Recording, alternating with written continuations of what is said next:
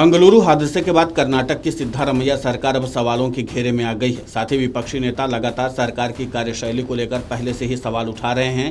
वहीं बंगलुरु भगदड़ की घटना पर बीजेपी नेता सीटी रवि ने कहा, विधानसभा में क्या कोई अन्य व्यक्ति 8 घंटे के भीतर इस तरह का आयोजन कर सकता है? ऐसा केवल मुख्यमंत्री और उप मुख्यमंत्री ही कर सकते हैं और उन्हीं की वजह से यह घटना हुई। यदि वे थोड़ा समय लेकर यह आयोजन करते तो ऐसा हादसा नहीं होता और 13 लोगों की मृत्यु नहीं होती। हम लोगों ने मांग की है कि हाई कोर्ट के चीफ जस्टिस के नेतृत्व में स्वतंत्र जांच होनी चाहिए। पुलिस के मना करने के बावजूद किसके दबाव में इस कार्यक्रम के आयोजन की अनुमति दी गई, इसकी जांच होनी चाहिए। बिना डिप्टी सीएम के बिना परमिशन दे सकता था क्या? यहाँ विधानसभा में आप आयोजन कर सकता है क्या? हम लोग आयोजन कर सकता है क्या? 8 घंटे के अंदर आयोजन कर सकता है क्या? ऐसा कर सकता है केवल सीएम और डिप्टी सीएम। उनके वजह से ऐसा ट्रेजेडी हुआ। उन्हें थोड़ा समय लेकर के प्लान करके कर दिए तो 13 लोगों को मृत्यु नहीं होता था। 25 लाख रुपए का कॉम्पनसेशन, आप 1 करोड़ की मिनिमम डिमांड कर रहे हैं। वापस प्राण ला सकता है क्या? अब 25 लाख दे सकता है, आपका पैसा नहीं है, ट्रेजरी का पैसा दे सकता है।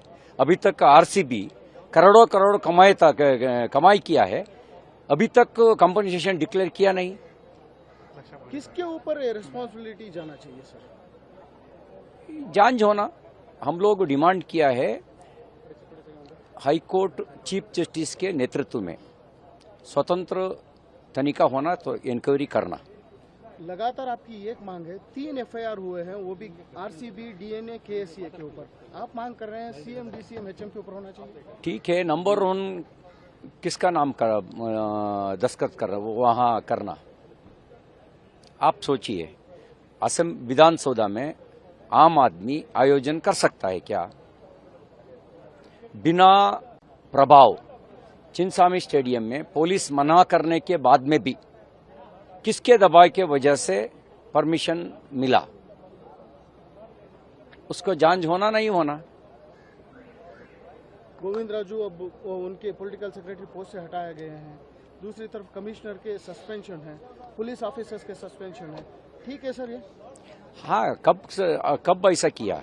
हाई कोर्ट इंडिपेंडेंटली जांच करने का शुरू करने के बाद ऐसा किया। आपका मांग क्या है सर? हाँ, ये इस्तीफा देना, सीएम इस्तीफा देना उनका जिम्मेदारी है, नैतिकता उनके ऊपर है, सीएम डिप्टी सीएम के ऊपर है। वो दोनों इस्तीफा देना, judiciary inquiry through chief justice के नेतृत्व में इंडिपेंडेंट होना, रिपोर्ट उनका करना।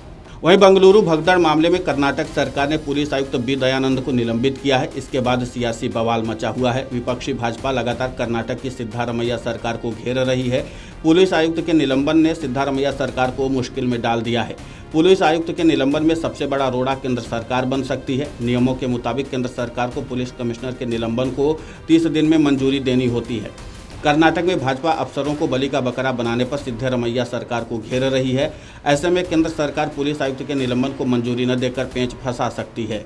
सिद्धारमैया सरकार के फैसले के खिलाफ भारतीय पुलिस सेवा के कई अधिकारी चले गए हैं। वे पुलिस आयुक्त का समर्थन कर रहे हैं।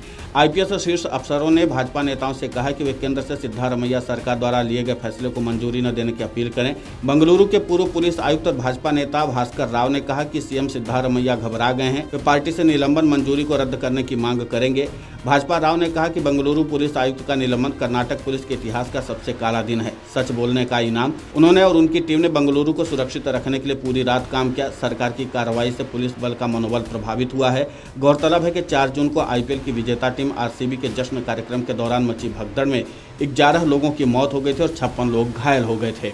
Video desk amarujala.com। अगर आप ये वीडियो YouTube पर देख रहे हैं तो हमारे चैनल को सब्सक्राइब कर बेल आइकन दबाएं और Facebook पर देख रहे हैं तो हमारे पेज को लाइक करें।